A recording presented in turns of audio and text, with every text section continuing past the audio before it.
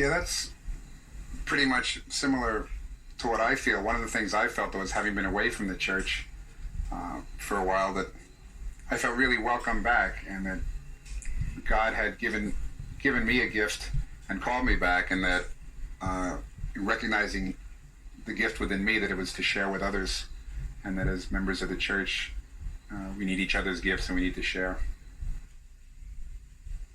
Did their concerns strike a chord with you? I'm sure you all consider your children a great blessing to be treasured and nurtured. But like all human beings, you know that you're sure to make some mistakes. That's why it's good to take time to set goals, to stop and think about your relationship with your child. I'd like you to take a few minutes now to share again in your small groups your responses to this one question. What do you most want your children to remember about you?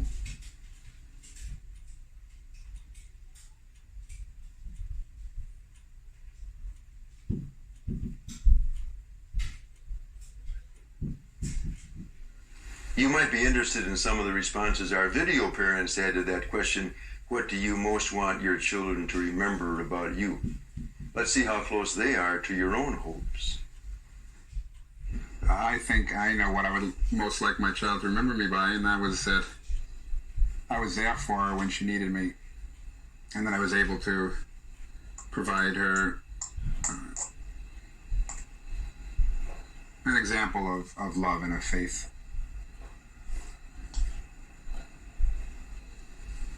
I think the thing I like to be remembered most by my child is that I was someone that she could talk to about anything, at any time, anywhere, and I would listen.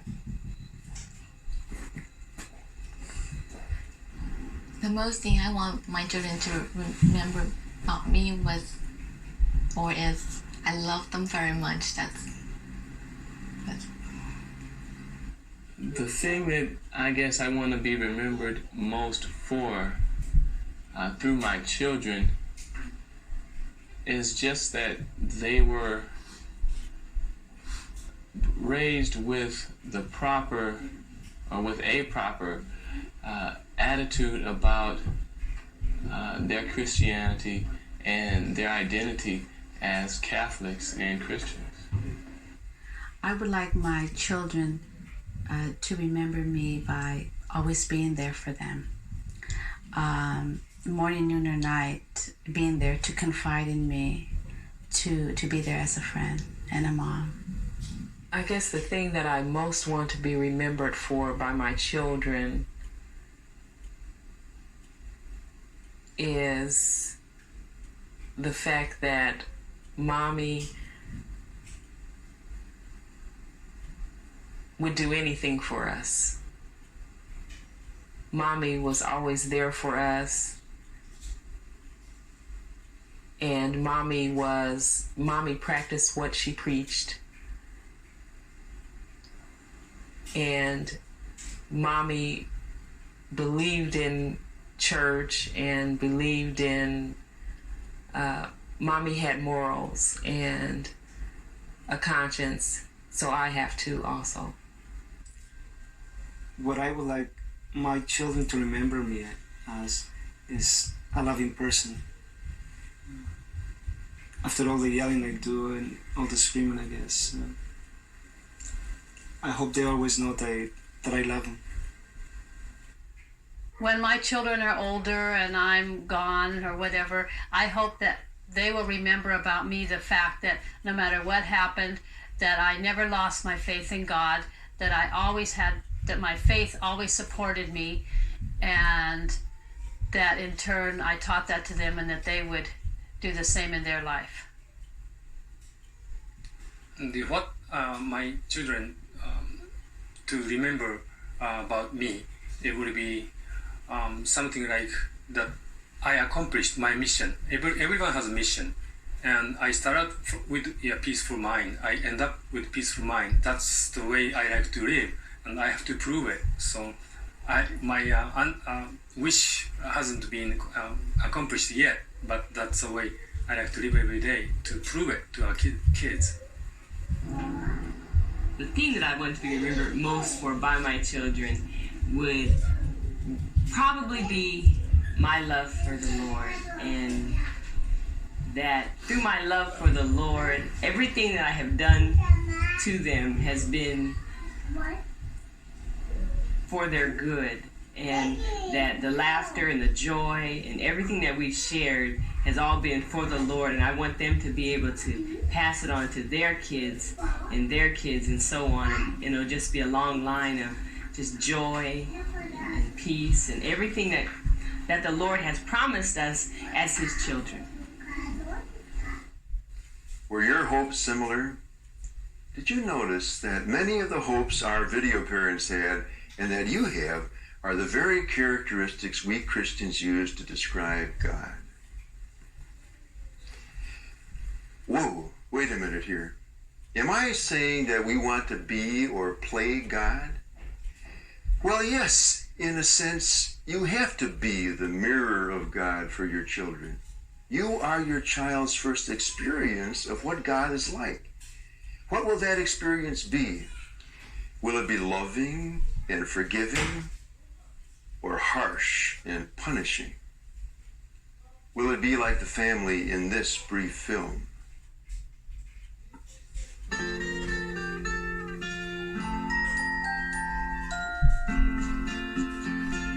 Take my hand and trust me.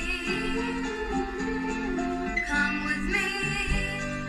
Trust. Do not fear. I am here beside you.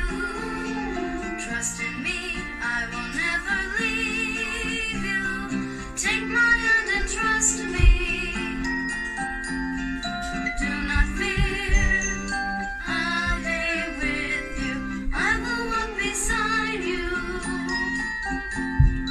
Come with me. Trust.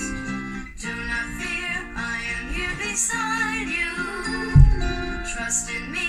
I will never leave you. What image of God will these children have? Pretty positive one, I think. What is your own image of God? Is your image of a loving, forgiving God? Or is it perhaps one of a strict dictator, counting your flaws? Where did your image of God come from?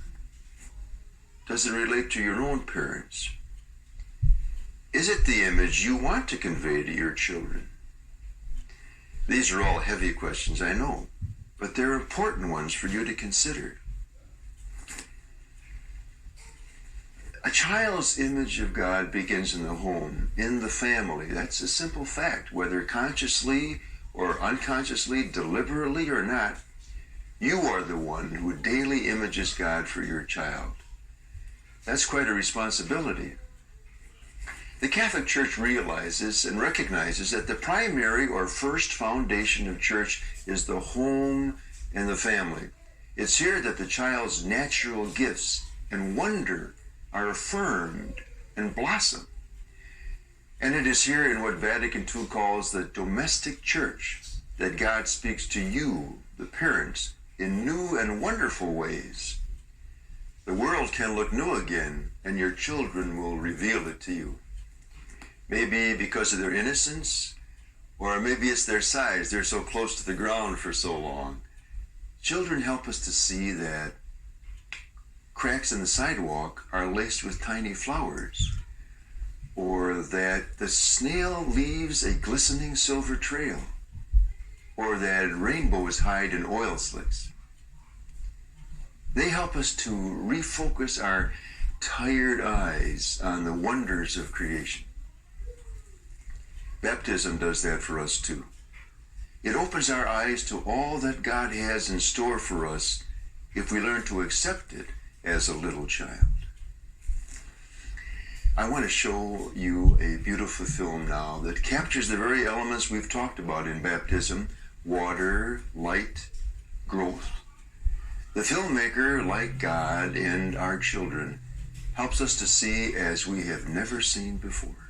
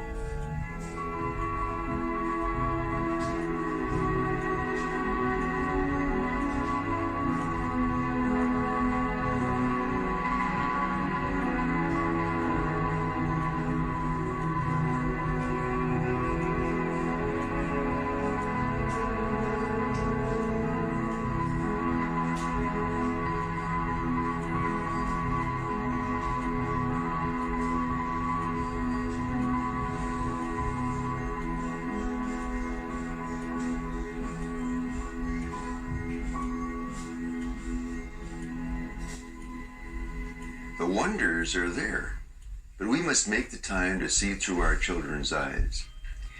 Notice I didn't say take the time, I said make the time. We have to make an effort to control our time.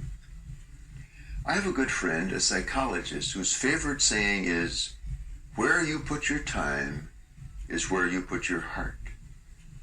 That truth has made me reevaluate where I was putting my time on more than one occasion. It's hard in our fast-paced and demanding world to hear the quiet pleas of a child, especially when you're working hard to give that child the things you think he or she needs. But the essential truth still stands.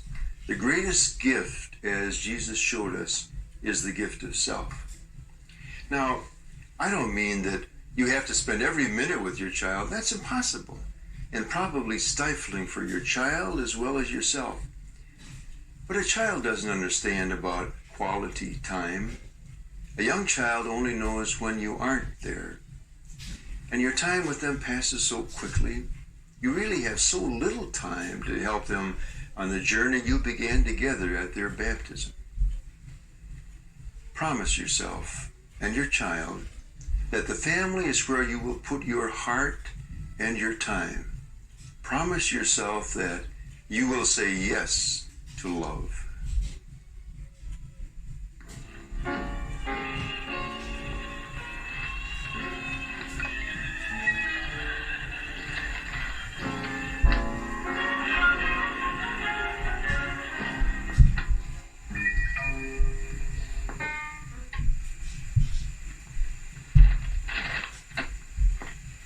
Some children would just give up and go away. She certainly knew how to get to her dad. Hopefully, your children will let you know as clearly how they feel. She only wanted to get her dad's attention. We all need the attention of those who love and support us. Baptism celebrates our Christian belief that God is with us at every moment. We always have God's attention. Sometimes, as you raise your children, belief in God's presence may require a very great act of faith. Sometimes you must simply trust in God, do your best, and let go. There are things you can do to help make your faith journey easier. One of God's graces is frequently the people around us. Your child's entrance into the Catholic Church is a welcome into a community, a family. Make friends with other parents who share your faith and your values. Look to your parish for other parents who share your same joys and concerns. You may have already found those friends in these baptism gatherings. Give your children playmates whose parents support the same positive God image you are trying to give to your children. You'll support each other. Remember that baptism compels you, too, to reach out in support of others. Baptism proclaims that the paths of our individual journeys constantly cross, and that together we Christians will reach our goal. Remember that the gospel stories of Jesus remind us frequently that Jesus needed friends all during his journey.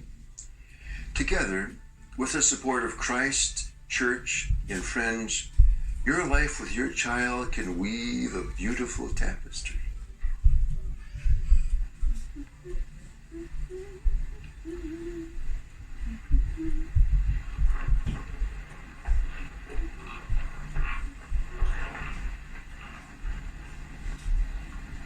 You okay? What you doing with that? Making something pretty for your room.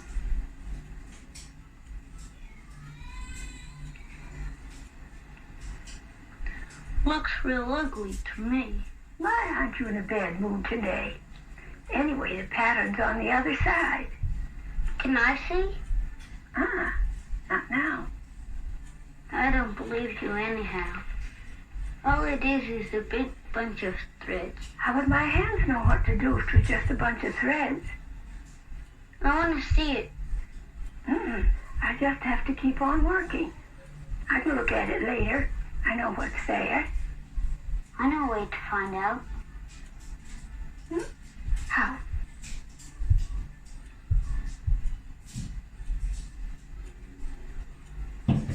Well, is it just a bunch of threads? No, I can't see what it is, but I know it's going to be beautiful.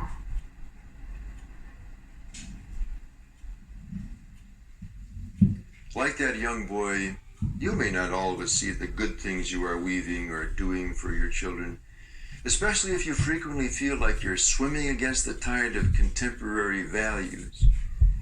Sometimes in raising children, you will begin to feel like you're always starting over. That's all right. That's a healthy realization. Baptism proclaims that life is all about beginnings. But every new beginning means the death of the old. Remember, baptism by immersion symbolizes death to the old life and rebirth to live as Jesus lived. Jesus' journey took him to death on the cross. That death freed us, enabled us to journey to the fullness of life envisioned by God from the beginning. It is the role of the Spirit received in baptism to give us courage and confidence in the risks of Christian living. It is the Spirit who is our comfort and reassurance. It is the Spirit who sensitizes us to God in our lives. It is the Spirit in the depths of our hearts. Every baptism recalls that truth of our faith. Every Sunday Eucharist nourishes us on our journey and enables us to witness to Jesus' life, death, and resurrection by living the values of the gospel. We need the bread of life to sustain our own Christian life. Your hunger for God is the model that will keep your children close to the Eucharist. I guess what I'm ultimately trying to say is that you've made a loving commitment because you thought it was the best choice you could make for your child. Now it's up to you to make that choice so much a part of your lives, the very fiber of your lives, together, that you are identified as Christians by all who come in contact with you. Once a year at the Easter Vigil, Catholics celebrate the sacraments of initiation, baptism, confirmation, and Eucharist, to remind us that God is always part of our everyday lives, in the ordinary and in the extraordinary events. I'd like to show you one last film now. It may take you a minute or two to realize what's going on. This film uses a rapid collage of scenes, interweaving 4 contemporary stories against the backdrop of the Easter Vigil baptismal ceremonies. Each of the stories intercut throughout the film reveals how life overcomes death to rise again. Watch again for the